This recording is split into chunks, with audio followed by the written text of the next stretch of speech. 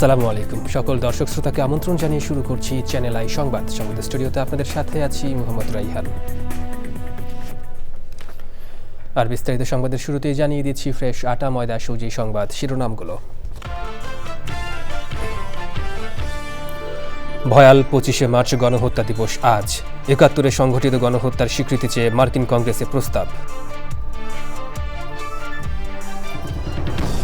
Iran যুদ্ধ শেষ করতে যুক্তরাষ্ট্রের ১৫ দফা শান্তি পরিকল্পনা। পূর্ণ বিজয় না হওয়া পর্যন্ত লড়াই চালাতে ইরানের সশস্ত্র বাহিনীর ঘোষণা। ১/১১-র অন্যতম কুশীলব সাবেক সেনা কর্মকর্তা মাসুদ উদ্দিন চৌধুরী ৫ দিনের রিমান্ডে। ২৪,০০০ কোটি টাকা আত্মসাৎ ও পাচারের মামলা। জ্বালানি সহ অর্থনৈতিক চ্যালেঞ্জ মোকাবেলায় IMF-এর সহায়তা চেয়েছে বাংলাদেশ। প্রধানমন্ত্রীর সঙ্গে বৈঠকে সংকটে পাশে থাকতে প্রতিনিধি দলের আশ্বাস। এবং ঈদের চতুর্থ দিনেও হাউসফুল ইন্টারস্টেল ফিল্ম অব কানুন ফিল্মসের চলচ্চিত্র প্রেসার কুকার। হলগুলোতে নারী দর্শকদের উপস্থিতি বেশি।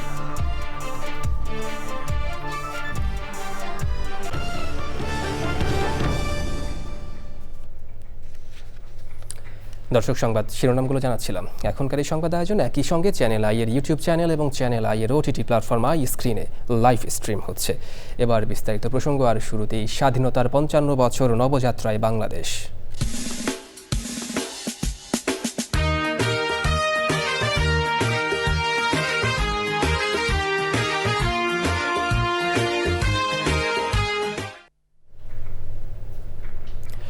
এবারে ২৫শে মার্চ গণহত্যা দিবসের কয়েকদিন আগে ৭১-এ বাংলাদেশে সংঘটিত গণহত্যার স্বীকৃতি চেয়ে প্রস্তাব দেওয়া হয়েছে মার্কিন কংগ্রেসে। ৭১-এর এদিনে অপারেশন সার্চলাইটের নামে সহযোগীদের সাথে নিয়ে গণহত্যা শুরু করে পাকিস্তানি হানাদার বাহিনী। ১৯৭১-এর মার্চের উত্তাল দিনগুলোর প্রতিদিনের ঘটনাবলী নিয়ে ওবায়দুল রশিদের ধারাবাহিক রিপোর্টের আজ দেখুন ২৫তম পর্ব। ৭১-এর ২০ মার্চ ঢাকা ক্যান্টনমেন্টে সামরিক জান্তা ইয়াহিয়া খান সিদ্ধান্ত নিয়ে রেখেছিলেন অপারেশন সার্চলাইটের নামে বাঙালিদের ওপর নৃশংস গণহত্যা চালানোর। এদিন গোপনে ইয়াহিয়া পালিয়ে যান পাকিস্তানে, আর যাবার আগে নির্দেশ দিয়ে যান গণহত্যা চালানোর। পৃথিবীর ইতিহাসের বর্বরতম গণহত্যা চলে এদিন। আর ৭১-এ বাংলাদেশে সংঘটিত গণহত্যার স্বীকৃতি চেয়ে সম্প্রতি মার্কিন কংগ্রেসে প্রস্তাব দিয়েছেন কংগ্রেস সদস্য গ্রেগ ল্যান্ডসম্যান। প্রস্তাবে ব্যাপক হত্যাকাণ্ড, ধর্ষণ ও বাস্তুচ্যুতির মতো নৃশংসতার কথা উল্লেখ করে অপরাধীদের জবাবদিহির আওতায় আনা ও ধর্মীয় সংখ্যালঘুদের সুরক্ষার আহ্বান জানানো হয়েছে।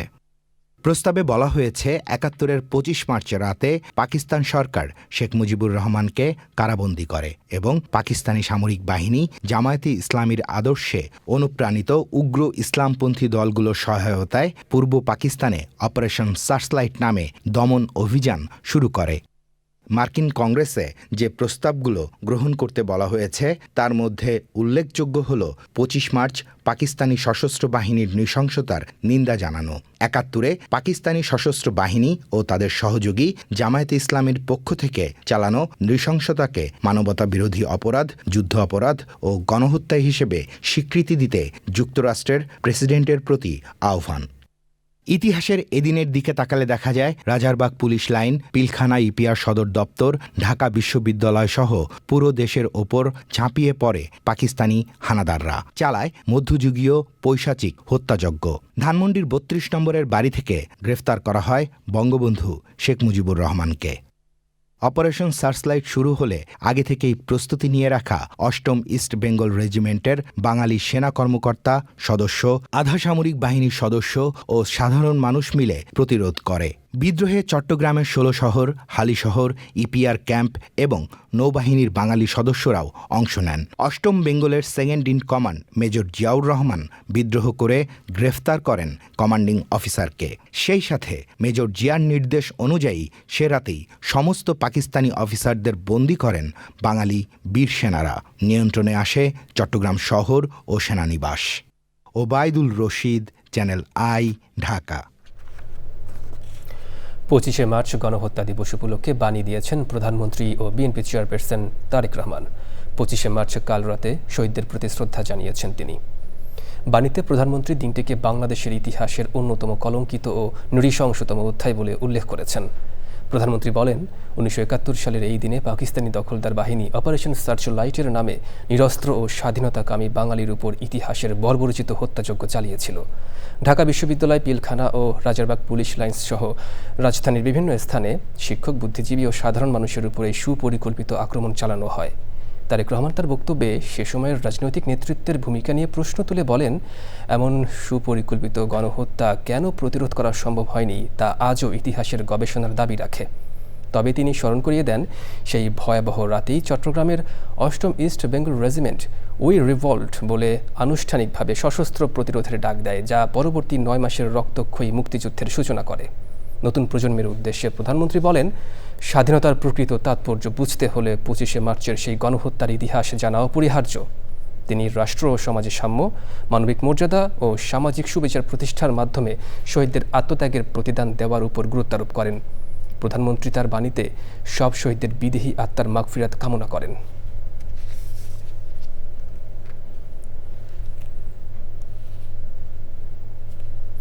এবার ইরান যুদ্ধের ২৬তম দিন।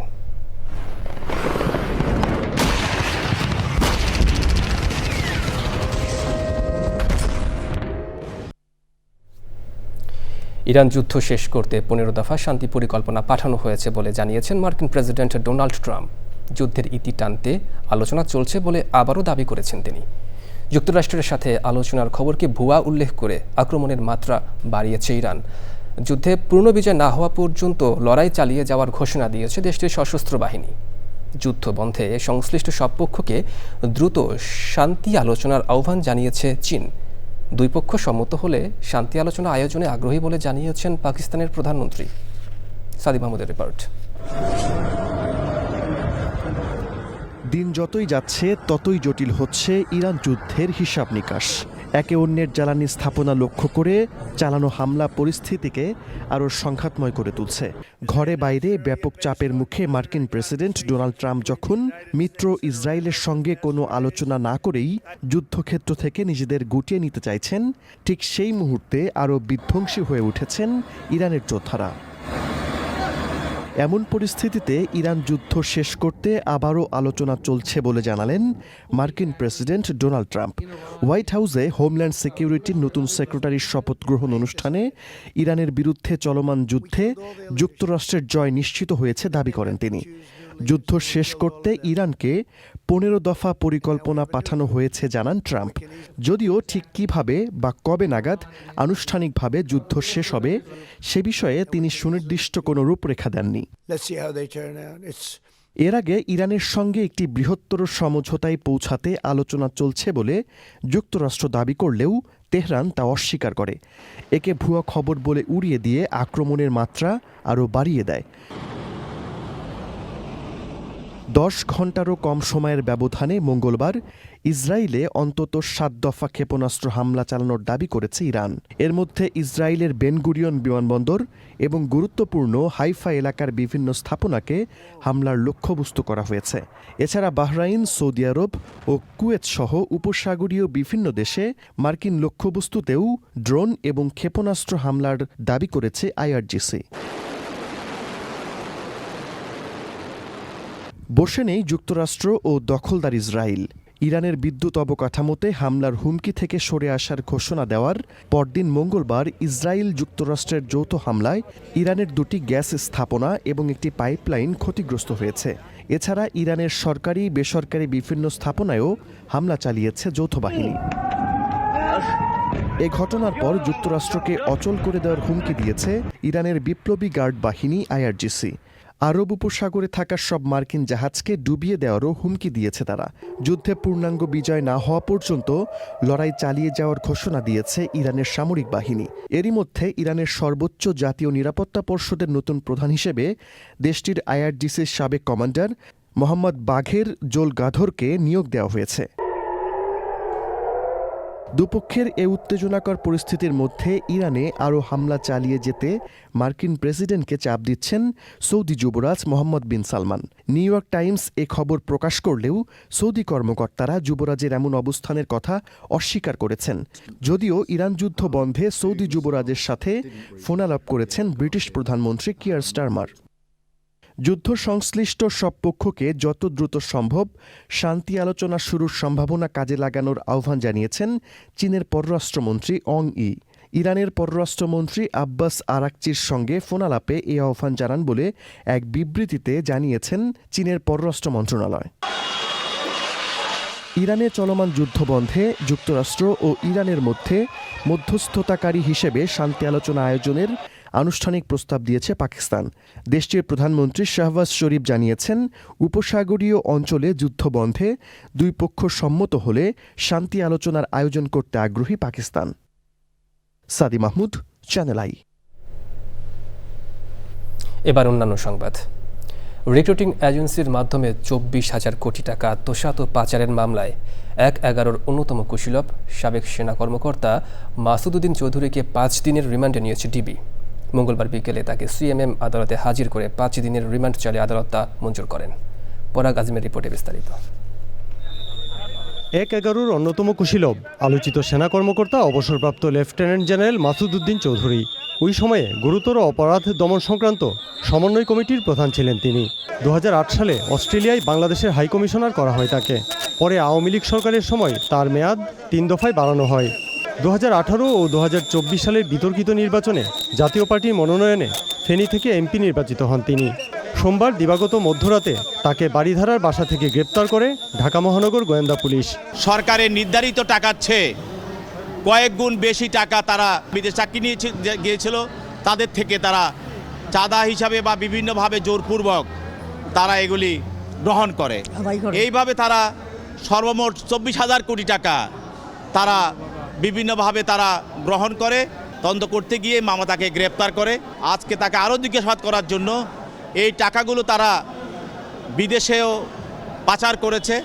এই বিষয়গুলো বের করার জন্য তদন্তকারী কর্মকর্তা তার বিরুদ্ধে 5 দিনের রিমান্ড প্রার্থনা করেছিলেন। বিজ্ঞ আদালত এই 5 দিনের রিমান্ড মঞ্জুর করে তাকে জিজ্ঞাসাবাদ করার জন্য তদন্তকারী কর্মকর্তার হাতে ন্যস্ত করেন।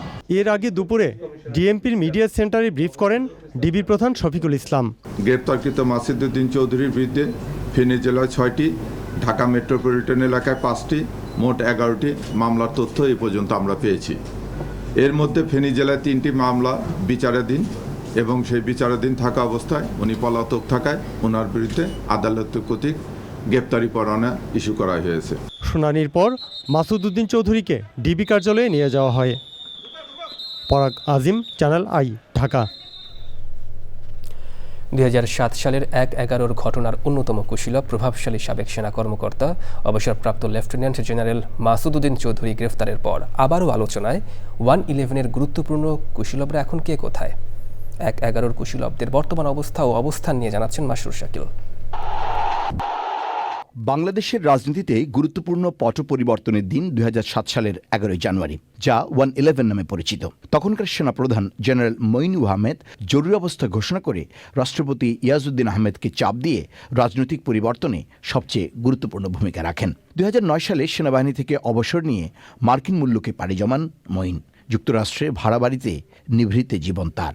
2012 সালে চিরবিদায় নেন রাষ্ট্রপতি ইয়াজউদ্দিন আহমেদ। জরুরি সরকারের প্রধান হিসেবে ডক্টর ফখরুদ্দিন আহমেদ ছিলেন সাবেক তত্ত্বাবধায়ক সরকারের প্রধান উপদেষ্টা। 2008 সালের সাধারণ নির্বাচনের পর দায়িত্ব শেষ হলে তিনিও যুক্তরাষ্ট্রে বসবাস শুরু করেন। সেখানে তিনি বিভিন্ন শিক্ষা গবেষণা কার্যক্রমে জড়িত বলে জানা গেছে। 1/11-এর সময়ে ডিজিএফআইয়ের প্রভাবশালী কর্মকর্তা অবসরপ্রাপ্ত ব্রিগেডিয়ার জেনারেল চৌধুরী ফজলুল বারীও আমেরিকায় অবস্থান করছেন। রাজনৈতিক ব্যক্তিদের চরিত্র হনন, গ্রেপ্তার ও নির্যাতনে পটভূমি তৈরিতে ভূমিকার অভিযোগে সমালোচিত ডিজিএফআইয়ের সাবেক প্রধান এটিএম আমিনও অবসরে নীরবে আছেন। প্রভাবশালী স্বরাষ্ট্র উপদেষ্টা অবসরপ্রাপ্ত major general M A Matin চট্টগ্রামে নিজ বাড়িতে অবস্থান করছেন, যার বিরুদ্ধে রয়েছে সেনা ও সিভিল প্রশাসন দিয়ে গুরুত্বপূর্ণ রাজনৈতিক নেতা, প্রভাবশালী ব্যবসায়ী ও সমাজের আলোচিত ব্যক্তিদের চরিত্র হনন, হয়রানি ও নির্যাতন পরিকল্পনা বাস্তবায়নের অভিযোগ। পরিকল্পনা বাস্তবায়নে অন্যতম নেতৃত্বে ছিলেন অবসরপ্রাপ্ত লেফটেন্যান্ট জেনারেল মাসুদ উদ্দিন চৌধুরী। শেখ হাসিনা সরকার তাকে অস্ট্রেলিয়ার রাষ্ট্রদূত বানিয়েছিল। প্রথমে আওয়ামী লীগ থেকে মনোনয়ন চাইলেও পরে এরশাদের জাতীয় পার্টি থেকে নির্বাচন করেন। 2018 সালে রাতের ভোটে জাতীয় পার্টি থেকে সংসদ সদস্য নির্বাচিত হয়েছিলেন তিনি। মাসুদুদ্দিন সহ 111 কুশীলবদের -2, -1, মাইনাস রাজনীতির পরিকল্পনা বাস্তবায়নের প্রচেষ্টায় সবচেয়ে বেশি ক্ষতিগ্রস্ত হয় জিয়া পরিবার। বড় ছেলে বর্তমান প্রধানমন্ত্রী তারেক রহমান শারীরিক নির্যাতনের শিকার হয়ে লন্ডন চলে যেতে বাধ্য হয়েছিলেন। নির্যাতনের শিকার হয়েছিলেন খালেদা জিয়ার আরেক সন্তান আরাফাত রহমান কোকো। হাসিনা সরকারের সময়ে প্রবাসে কোকো মৃত্যুবরণ করেন। 111 থেকে শুরু হওয়া কারাবাস, নির্যাতন, সাজা, অন্তরীণ প্রধানমন্ত্রী খালেদা জিয়ার অনিবার্য নিয়তি করেছিল হাসিনা সরকার। 111-এর পর নির্বাচনের মাধ্যমে ক্ষমতায় এলেও শেখ হাসিনা -1 বা মাইনাস জিয়া পরিবার রাজনীতি বাস্তবায়ন করতে গিয়ে খালেদা জিয়াকে 2024-এর 5 আগস্ট পর্যন্ত অন্তরীণ রেখেছিল। কিন্তু বাংলাদেশের সর্বস্তরের মানুষের ভালোবাসায় সিক্ত হয়ে মুক্ত মানুষ হয়ে চিরবিদায় নেন বেগম খালেদা জিয়া। তারই সন্তান নির্যাতিত তারেক রহমান নির্বাচনে 2/3 আসনে জিতে বর্তমানে বাংলাদেশের প্রধানমন্ত্রী। আর দুর্দণ্ড প্রতাপশালী 111-এর কুশীলবরা দেশে বিদেশে কে কোথায় কোন নিভৃতে পলাতক জীবনযাপন করছে কেউ খবর রাখে না। তবে বৈষম্য বিরোধী ছাত্র আন্দোলন সংশ্লিষ্ট মামলায় 111 কুশীলবদের মধ্যে প্রথম ব্যক্তি হিসেবে গতরাতে গ্রেপ্তার হলেন অবসরপ্রাপ্ত lieutenant general Masududdin Chowdhury. Masrur Shakil, channel I, Dhaka. মধ্যপ্রাচ্যে চলমান যুদ্ধ পরিস্থিতিতে জ্বালানি সহ অর্থনৈতিক চ্যালেঞ্জ মোকাবেলায় আন্তর্জাতিক মুদ্রা তহবিল IMF-এর সহায়তা চেয়েছে বাংলাদেশ। সচিবালয়ে প্রধানমন্ত্রী তারেক রহমানের সাথে সাক্ষাৎ করে এই সংকটে পাশে থাকার কথা জানিয়েছে IMF প্রতিনিধি দল। ঈদ উল ফিতরের ছুটি শেষে প্রথম কার্যদিবসে টানা প্রায় 11 ঘন্টা অফিস করেছেন প্রধানমন্ত্রী তারেক রহমান। সকাল 9:01 অফিস শুরু করে রাত 7:53 সচিবালয় ত্যাগ করেন তিনি। চক্রবালিতার রিপোর্টে দেখুন বিস্তারিত। টানা 7 দিন ঈদের ছুটির পর সকাল 9টায় সচিবালয়ের অফিসে আসেন প্রধানমন্ত্রী তারেক রহমান। এর পরপরই প্রধানমন্ত্রীর সঙ্গে সাক্ষাৎ করেন IMF-এর প্যাসিফিক ও দক্ষিণ এশিয়ার পরিচালক কৃষ্ণ শ্রীনিবাসন। সে সময় IMF-এর ষষ্ঠ ও সপ্তম কিস্তির অর্থ ছাড় সহ চলমান যুদ্ধের অর্থনৈতিক চ্যালেঞ্জ নিয়ে আলোচনা হয়। পরে অর্থমন্ত্রীর সঙ্গে বৈঠকে এ বিষয়ে আলোচনা করেন IMF প্রতিনিধিরা। এরকম একটা অবস্থা থেকে উত্তরণ করতে গেলে আমাদের যে অনেকগুলো রিফর্ম দরকার। ডেভেলপমেন্ট প্রজেক্টগুলো যেগুলো আছে অনেকগুলো থমকে গেছে, কারণ ফাইন্যান্সিয়াল সমস্যার কারণে বিগত ইন্টারিম গভর্নমেন্টের সময়ও অনেক কিছু থমকে গেছে। এগুলোকে আবার রিভাইভ করতে হবে। তো এগুলো রিভাইভ করতে গেলে যে আমাদের আর্থিকভাবে আমাদেরকে যে সংস্কারের মাধ্যমে অর্থনীতিকে একটা জায়গায় নিয়ে যেতে হবে। Those are the discussions we're having with the minister and the prime minister, and we'll work on it further. IMF-এর পর প্রধানমন্ত্রী বৈঠক করেন প্রবাসী কল্যাণ ও বৈদেশিক কর্মসংস্থান মন্ত্রণালয়ের সঙ্গে। স্টুডেন্টদের ব্যাংক গ্যারান্টি বা ব্যাংক সলভেন্সির সাপোর্ট হিসেবে 10 লক্ষ টাকার একটা ঋণ দেওয়ার নির্দেশনা প্রধানমন্ত্রী দিয়েছেন, এবং সেটা আমাদের মন্ত্রণালয়ের যে একটা ব্যাংক আছে প্রবাসী কল্যাণ ব্যাংক, ওই ব্যাংকই ডেডিকেটেড করতে বলেছেন যেন এই মন্ত্রণালয় থেকে দেওয়া হয়। পরে ঢাকা শহরের যানজট নিরসন ও ট্রাফিক ব্যবস্থা আধুনিকায়ন সংক্রান্ত সভায় সভাপতিত্ব করেন প্রধানমন্ত্রী। চকর মালিথা, চ্যানেল আই, ঢাকা। ঈদের চতুর্থ দিনেও হলগুলোতে হাউসফুল ছিল রায়হান রাফি পরিচালিত প্রাপ্তবয়স্কদের জন্য নির্মিত ইমপ্রেস টেলিফিল্ম ও কানন ফিল্মসের চলচ্চিত্র প্রেসার কুকার। নারী কেন্দ্রিক এই সিনেমাটি দেখতে হলগুলোতে নারীদের উপস্থিতি চোখে পড়ার মতো। গল্পের পাশাপাশি শিল্পীদের অভিনয়ের প্রশংসায় পঞ্চমুখ দর্শকরা। লায়লা নওশিনের রিপোর্টে বিস্তারিত। 4টি নারী চরিত্র নিয়ে নির্মিত ভিন্নধর্মী গল্পের চলচ্চিত্র প্রেসার কুকার। মুক্তির পর থেকেই দর্শকদের ইতিবাচক প্রতিক্রিয়ায় একের পর এক শো হাউসফুল যাচ্ছে ছবিটির। নারী কেন্দ্রিক ছবিটি দেখতে হলগুলোতে নারী দর্শকদের উপস্থিতি অনেক।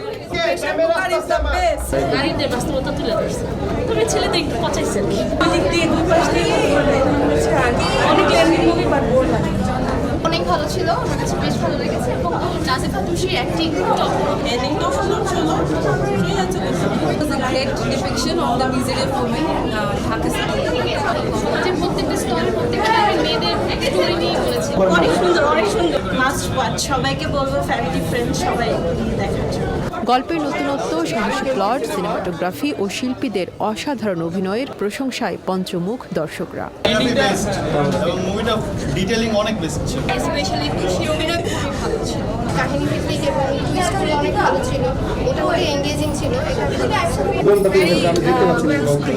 চরিত্রগুলোকে ধারণ করে পর্দায় উপস্থাপনে কঠোর পরিশ্রম করেছেন অভিনয় শিল্পীরা। হল ঘুরে দর্শকদের প্রশংসায় তাই উচ্ছ্বসিত নারী শিল্পীরা। রিলিজের পর থেকে যেভাবে অডিয়েন্স বা সবাই এটা আমার চরিত্রটা নিয়ে কথা বলছে, সেটা তো অ্যাজ অ্যান অ্যাক্টর আমার কাছে খুবই ইন্সপায়ারিং এবং আনন্দের। সো ওইটাই এখন একটা ভালো লাগার মোমেন্ট পার করছি, যেখানে এই সময়টা আসলে আমার জন্য অনেক স্পেশাল। কারণ প্রাপ্তবয়স্কদের জন্য নির্মিত ছবি প্রেসার কুকারের প্রদর্শনী চলছে ঢাকা, চট্টগ্রাম ও খুলনার 10টি হলে। Laila Nowshin, Channel I, Dhaka. Saudi আরবের গ্র্যান্ড মসজিদ ও মসজিদে নববীর বিষয়ে তত্ত্বাবধানকারী সাধারণ কর্তৃপক্ষ রমজান মাসে 3,38,00,000-এর বেশি মুসল্লিকে ইফতার বিতরণ করেছে। মসজিদ তত্ত্বাবধানকারী কর্তৃপক্ষ নির্দিষ্ট বিতরণ এলাকা তৈরি করে এবং কঠোর স্বাস্থ্যবিধি মেনে নির্বিঘ্নে ও নিরাপদে মাসব্যাপী ইফতার বিতরণ করেছে। এই বিশাল আয়োজন সৌদি আরবের পক্ষ থেকে 2 পবিত্র মসজিদে আগত মুসল্লিদের জন্য উন্নত সেবা নিশ্চিত করার প্রতিশ্রুতিরই প্রতিফলন। এবার নিটল টাটা কৃষি সংবাদ।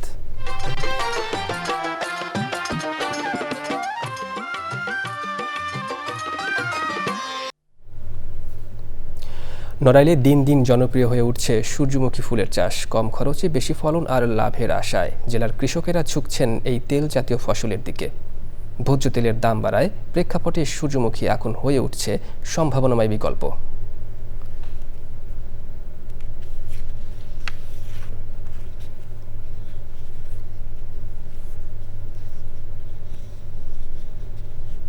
এবার প্রকৃতি সংবাদ।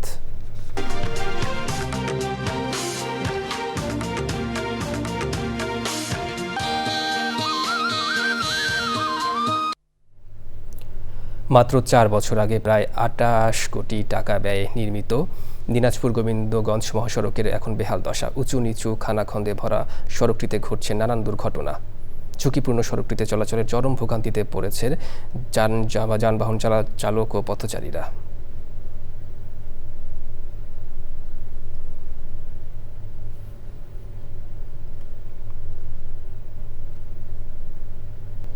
দর্শক, সংবাদের শেষ প্রান্তে তবে যাবার আগে ফ্রেশ আটা ময়দা সুজি সংবাদ শিরোনামগুলো জানিয়ে দিচ্ছি আরও একবার। ভয়াল 25শে মার্চ গণহত্যা দিবস আজ। 71-এ সংঘটিত গণহত্যার স্বীকৃতি চেয়ে মার্কিন কংগ্রেসে প্রস্তাব।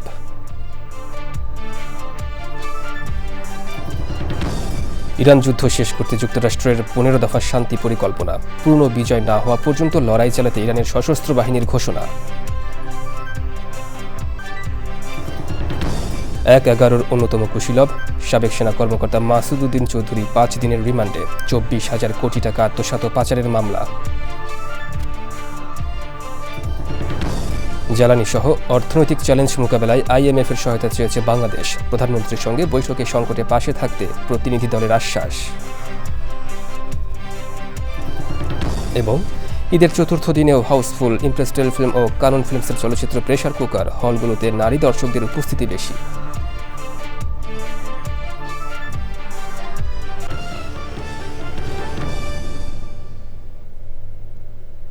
দর্শক, চ্যানেল আইয়ের সর্বশেষ সংবাদ জানতে ভিজিট করুন channelionline.com-এ। যুক্ত থাকুন আমাদের সোশ্যাল মিডিয়ার প্ল্যাটফর্মগুলোর সাথে। পরবর্তী সংবাদ দেখার আমন্ত্রণ জানিয়ে শেষ করছি। ধন্যবাদ সবাইকে।